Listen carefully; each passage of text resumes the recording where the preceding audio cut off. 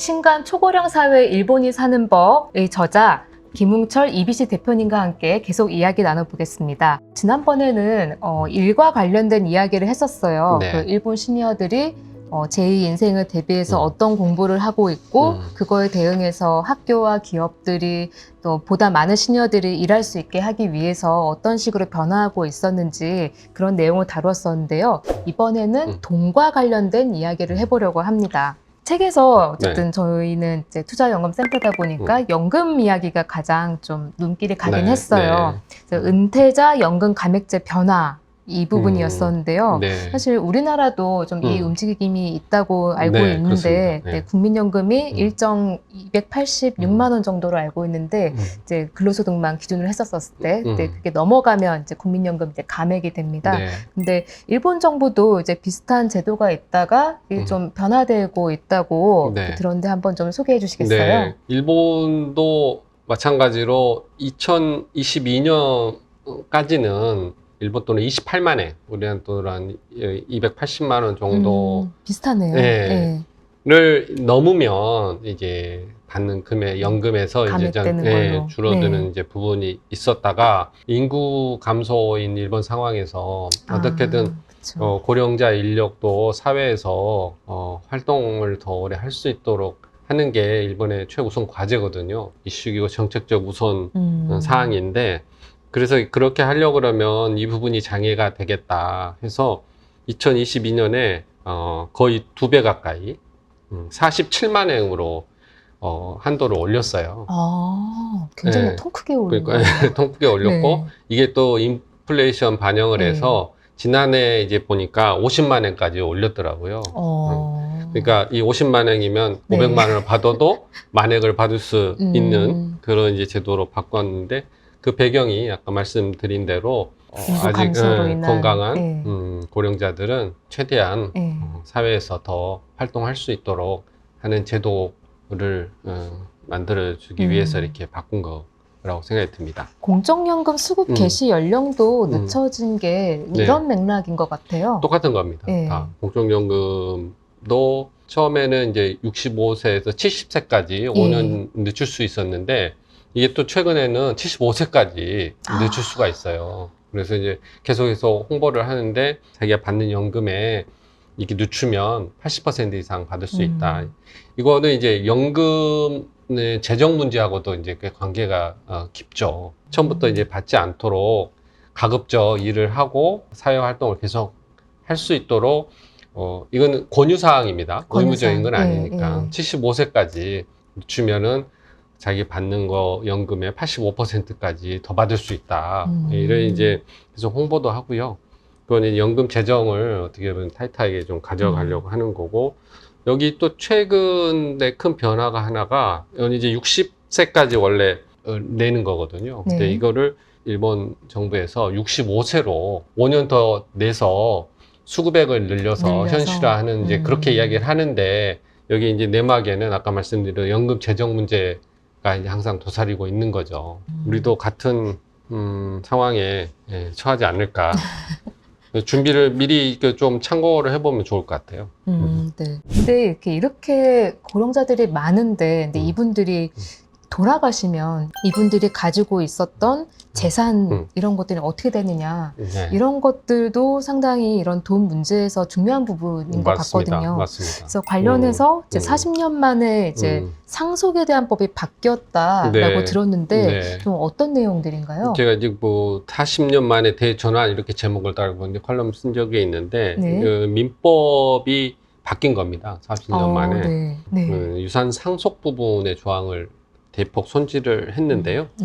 그 핵심은 자녀보다는 같이 간병을 하고 같이 노후 생활을 하는 배우자 쪽에 유리한 쪽으로 법을 개정을 했어요. 그 중에 하나 이제 좀 생소한 게 배우자 거주권이라는 거가 신설이 됐거든요. 이 배우자 거주권이라는 게 뭐냐면, 보통 이제 돌아가시면 유산을 나누지 않습니까?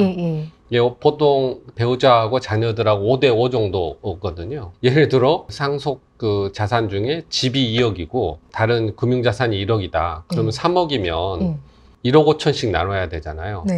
그러려면은 집을, 이건 이제 극단적인 얘기인데, 집을 팔아서 반씩 가져가는 경우가 있는데, 그렇게 될 경우에는 배우자 입장에서는 자기가 나가야 살아갈 되는, 예. 집이 없어지는 굉장히 뭐 리스크한 상황이 처할 수가 있는 부분이 있어서 거주할 수 있는 집은 배우자한테 이제 부여를 하는 겁니다. 그래서 자택은 유산 분할 대상에서 제외되는 거죠. 아무래도 이 간병이 길어지잖아요, 배우자. 근데 자식보다는 아무래도 부부 간에 간병하는 경우가 많아서 이런 경우는 이제 주로 여성분들, 할머니분들을 이제 상정을 하고 배우자에 대한 조치, 파격적인 이제 혼자 남겨진 배우자들한테 이제 파격적인 조치를 이제 이번에 민법 개정으로 해서 바꾼 거고요. 근데 제가 생각하기에는 자녀가 네. 저희 어머니 사시던 집 사시게 그냥 놔둘 것 같은데, 근데 이렇게 법이 바뀌는 정도이면은 이런 제도가 없었기 때문에 피해를 보신 분들이 있었으니까 이렇게 바뀐 거겠네요. 그렇죠. 뭐 부모님하고 자식 관계가 예. 다 좋을 수는 없잖아요.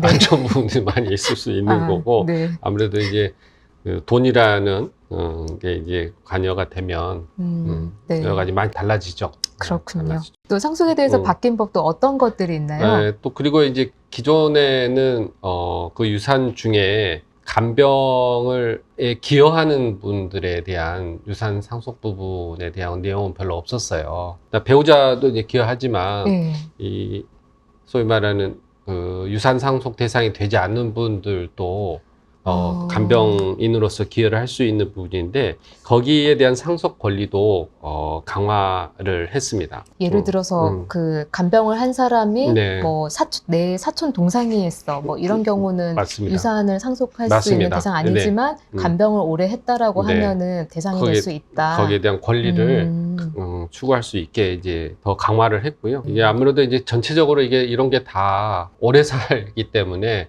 이 간병을 다 사회에서나 해줄 수가 없잖아요. 그런 부분을 민법 개정을 통해서 좀 더 현실적으로 간병을 할 수 있도록 하는 제도를 만들었습니다.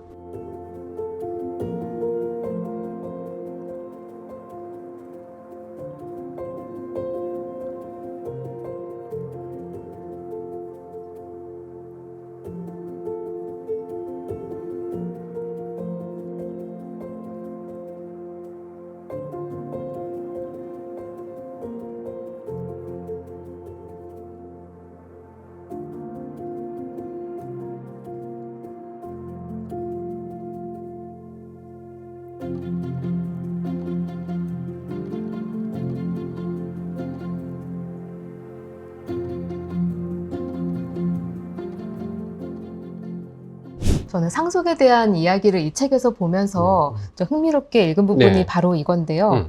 일본에서 쓰는 단어가 우리나라에 들어온 것 중에 약간 좀 사회상을 반영한다고 생각되는 단어들이 좀 몇 개 있는 것 같은데, 제가 생각하기에 좀 유명한 것들 중에 하나가 히키코모리, 네. 은둔형 외톨이, 그리고 오타쿠. 근데 이런 히키코모리, 그러니까 은둔형 외톨이가 부모를 여의었을 때, 부모님께서 돌아가시고 나면은 그럼 그 사람들이 어떻게 되느냐, 네. 부모의 그런 상속이 어떻게 되는지에 대해서 대응해보자라는 움직임이 있다고 책에서 소개가 됐는데, 네. 한번 좀 자세히 말씀해 주시겠어요? 네, 이거는 이제 뭐 상속도 해당이 되지만 예. 이제 뭐 상속을 넘어서서 당장 이제 어떻게 살아가야 되느냐의 문제가 있는데 네. 이거를 일본에서는 8050 문제라고 표현을 해요. 이게 뭐죠? 그러니까 80이면은 부모 나이, 50이면은 네. 자녀 나이인데 이게 히키코모리가 이제 예를 들어 20살 때 하는데 계속 히키코모리도 고령화가 되거든요. 네. 나이를 네. 먹으니까 이 히키코모리가 이제 중년이 된 거죠. 중년이 되고 부모님은 노년이 되고 그러다 보니까 히키코모리는 사회에 경제력을 가질 수 없다 보니 예. 부모의 기생을 할 수밖에 없는 거예요. 특히 연금 같은데. 그러다 보니까 같이 살다 보니까 여러 가지 이제 뭐 부딪히기도 하고 그래서 2019년에 큰 일본에서 사건이 있었는데 일본의 정부의 고위 차관 출신 아버지가 중년 히키코모리 아들을 살해한 사건이 있었어요. 근데 이제 왜 그랬냐면 이 아들이 50살이나 돼서 사회생활을 못하니까 이런 이제 사회적인 반사회적인 행동을 이제 계속 심하게 하고 주변 이웃들한테 이제 살해 협박을 한다거나 이제 그거가 이제 계속 심해지니까 그런 사고까지 나서 이 8050 문제가 더 심각하게 이제 사회적 이슈가 이제 네. 됐었던 경우가 있습니다. 그래서 네. 일본에서 한 61만 명, 한 70만 명 정도로 추정을 하고 있어요. 이제 그런 이제 사회적 문제를 8050 문제로 이야기를 하면서 이거를 빨리 대응을 해야 된다. 그렇지 않으면 9060이 되면 손을 쓸 수가 없다. 아, 뭐 그렇겠네요. 이런 이제 예. 위기의식이 사회적으로도 있는 거고요. 그런데 이게 이제 가장 또 큰 문제가 아까 말씀하신 대로 이제 부모님이 돌아가시면 자립을 할 수 없는 이 히키코모리는 그러면 어떻게 하느냐. 이런 이제 그 걱정들이 히키코모리를 둔 부모님의 큰 걱정이에요. 그런 상황이어서 이분들을 대상으로 한 이제 히키코모리 서바이벌 플랜, 뭐라고 그럴까요? 캠페인이라고 할까요? 그런 이제 모임들이 생겨나고 했죠. 아, 그럼 캠페인의 주체는 그럼 어떤 그 단체 같은 곳일까요? 단체가 아니고. 이제 그 히키코모리의 부모들을 함께 네. 대상으로 해서 이제 같이 여러 가지 대안을 찾아보는 이런 움직임이고요. 거기 이제 핵심은 히키코모리가 부모님이 돌아가셔도 혼자 살아나갈 수 있는 그런 이제 힘이 없으니까 그 힘을 어느 정도 뒷받침하려면은 재정적으로 저축이 있어야 되고 예를 들면은 큰 주택을 팔고 시내로 와서 이제 좀 저렴한 주택으로 하면서 그 금액의 차이를 이제 저축을 한다거나 또 하나는 돈만 있어가지고는 뭐 이렇게 밥 먹고 이렇게 못할 수가 있잖아요. 어렵죠. 예. 네. 그러니까 이제 홀로서기 하는 이제 연습시키는 거. 또 뭐 돌아가실 경우에 이제 유산을 다른 형제들이 있잖아요. 네. 다른 형제들하고 동의를 하지 않게 그 히키코모리한테 더 많이 갈 수 있도록 그런 거를 미리 준비해 놓는 등 뭐 여러 가지 서바이벌 플랜을 가지고 대응을 하는 그런 모습도 볼 수 있었습니다. 우리나라도 청년 히키코모리 인구가 네. 작지 않더라고요. 30만 명이라고 네. 하면은 네. 또 이런 사례들을 좀 한번 살펴보면서 아이디어를 얻고 네. 하면은 좋을 것 같다는 생각이 듭니다. 네. 네, 아까 히키코모리와 더불어서 제가 오타쿠도 말씀드렸잖아요. 네. 그러니까 본인이 좋아하는 것에 꽂혀서 여러 가지 이제 그 콜렉팅을 하시는 분들. 요즘 우리나라는 덕후라고 이제 아예 우리나라 덕후. 말을 하더라고요. 그렇죠. 네, 덕후이신 분들, 네. 뭐 본인들이 그 애정을 쏟아서 모은 것들이 물품들이 상당히 좀 많을 건데, 맞아요. 근데 이분들이 그 사망했을 때 어떻게 될 것인가? 그럼 네. 그거를 그 오타쿠의 자녀가 받을 것인가? 혹은 이거를 어떤 식으로 처리해야 될지 그 가족분들도 좀 상당히 좀 난감할 수 있을 것 네. 같아요. 오타쿠들이 예. 갖고 있는 물품이랄지 수집품들이 본인한테는 보물이지만 그쵸 관계없는 사람들한테는 네. 어떻게 보면은 뭐 네, 그렇죠. 천덕꾸러기가 의미를 될 수 알기, 있는 어렵죠. 거잖아요. 예. 그런데 이 소위 말하는 오타쿠들도 이제 고령화가 된 거예요. 네. 80살이 이제 넘어가고 오타쿠 1세대 뭐 1세대. 이런 분들이 이제 네. 소위 80살 넘어가는데 이 자기의 보물을 자기가 죽으면 다들 버릴 것 같은 느낌이 드는 거죠. 이제 어떻게 하면 이거를 유지할 수 있을까 이제 걱정이 드는 거에 있어서 그런 수요를 간파를 하는 이제 그 오타쿠 여러 가지 그 수집물을 파는 그 회사에서 이 생전 견적 서비스를 한 거예요. 그러니까 네. 살아계실 때 예. 자기의 그 갖고 있는 오타쿠의 여러 가지 이 물품들, 수집품들을 얼마가 나가는지 견적을 뽑아주는 거예요. 그 관련해서 텔레비전에서 프로그램을 한 거를 잠깐 봤는데 집에 이제 견적 서비스가 와서 그 오타쿠의 보물들을 견적 서비스를 해서 결과를 내는데 그게 1,000만 엔이 넘은 거예요. 네. 그러니까 이제 부인이 배우자가 그 전까지는 좁은 집에 공간을 차지한다고 뭐 굉장히 이제 불만이었는데 네. 이제 얼굴이 완전히 이제 화색이 화색이 도는 그런 모습도 이제 카메라에 잡혔었는데 그런 이제 새로운 서비스도 등장을 하고 있어서 그런 전문 업체에서 수거를 해가거나 이러면은 아무래도 자기 이 보물들이 함부로 버려지지 않고 어떻게든 뭐 돈으로 환산이 되거나 다른 사람한테 인계를 되거나 해서 분신 같은 거잖아요. 그렇죠. 분신을 네. 이렇게 자기 죽은 후에도 잘 분신이 잘 잘 살아갈 수 살아갈 있도록 수 있게. 네. 그런 제도도 있어서 재밌었습니다. 아까 그 히키코모리 같은 경우는 어떻게 보면은 이렇게 남겨진 사람을 위한 것이라면은 이 오타쿠 서비스 같은 경우에는 그 오타쿠를 위한 어떤 세상을 서비스. 떠날 예정인 분을 네. 위한 서비스인 네. 거네요. 네. 네, 굉장히 좀 흥미롭게 네. 봤습니다. 끝으로 저는 네. 이 사례는 사실 좀 가슴 아픈 이야기인 것 같은데요. 치매 머니에 대한 이야기입니다. 네. 치매 환자들이 보유하고 있는 금융자산을 치매 머니라고 부른다고 네. 책에 나와 있었는데요. 네. 이게 일본에서 사회적 문제로 상당히 좀 심각하다고 들었습니다. 네. 일본의 개인들의 네. 금융자산이 2천조 엔, 우리나라는 2경 이경이에요? 원 같은 정도 되거든요. 네. 그 중에 60% 이상을 예. 60세 이상 시니어들이 갖고 있어요.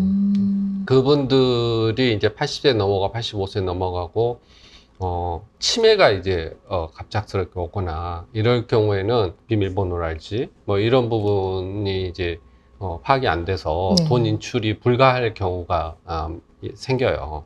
은행 입장에서도 자녀들이라고 하더라도 마음대로 인출해 줄 수가 없는 거거든요. 이 돈이 묶일 경우에 이게 큰 문제다. 돈의 동맥경화 현상이 나타날 수도 있다. 이런 이제 예. 위기감도 있고요. 금융회사 시산으로는 2030년이 되면은 그게 예. 250조 250조엔이요? 엔까지 늘어날 수 있다. 늘어날 수 있다. 그러면은 예. 이 거대한 이제 돈이 치매로 인해서 잘 이제 유통이 안 되거나 그럴 경우 가능성이 있어서 이건 단순히 개인적인 문제가 아니고 사회 이제 경제적인 문제가 될 수 있다는 이런 우려가 커지고 있습니다.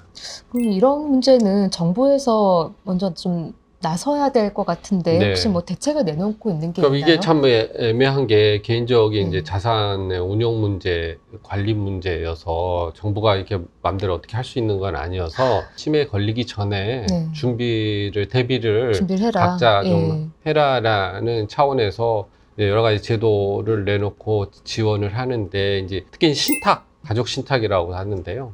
신탁 같은 걸 많이 활용해서 어떤 상황이 될 때 치매가 될 거나 그럴 경우에 돈을 인출할 수 있도록 또 어떤 상황에는 이렇게 지불을 하고 어떤 상황이면 이렇게 지불을 하라고 이 신탁이 이제 그런 걸 명시를 해 놓는 거잖아요. 고령 사회가 될수록 이 신탁이라는 분야가 굉장히 중요한 하나의 이제 금융 서비스로 떠오를 것 같아요. 중요하고 또 하나는 이제 주변에 가족들이 없을 경우에는 성년 후견인 제도라는 게 있거든요. 아니 일본에서는 2000년도 이후부터 혼자 사시는 분들의 이제 법률적 판단이나 등 행위를 할 수 없을 거를 대비를 해서 특정인에게 그 권한을 주는 거를 이제 성년 후견인 제도라고 하는데요.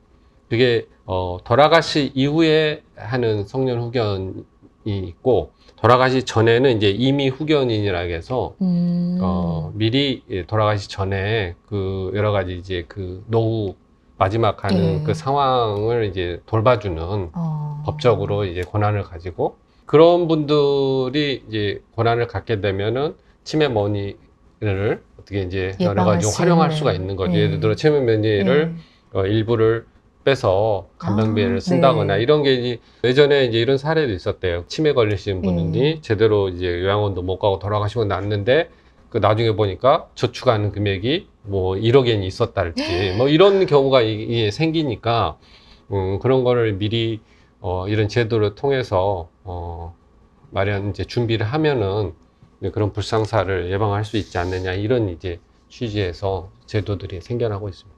가족들 입장에서는 사실 이제 뭐 부모님이 치매에 걸렸다고 하는데 내가 막 회사도 못 다니면서 간병을 열심히 하고 막 저축액도 다 이렇게 다 써버리고 이렇게 했는데 알고 보니 치매머니가 또 이만큼 사실은 있었어. 네. 이런 허탈한 일이 벌어지지 않으려면은 정말 미리 좀 준비를 하는 게 네. 좋을 것 같고 네. 또 우리나라도 노인 인구 한 10%가 치매 환자라고 들었던 것 네. 같아요. 네. 또 이런 부분에 있어서 좀 많은 아이디어 미리 좀 얻어보면 좋겠다는 생각이 좀 들었습니다. 네, 오늘은 초고령 사회의 일본의 현재를 통해서 우리의 미래를 가늠해보는 시간이었습니다. 이 책 안에는 사실 오늘 동공책공에서 다루지 못한 어떤 여러 가지 사례들이 담겨 있는데요. 이 다양한 사례를 통해서 우리가 어떤 식으로 미래를 대비해야 될지 알 수 있을 것 같아서요. 여러분들한테 꼭 추천을 하고 싶습니다. 오늘 함께 해주신 초고령 사회 일본이 사는 법의 저자 김웅철 EBC 대표님 감사합니다. 감사합니다. 감사합니다.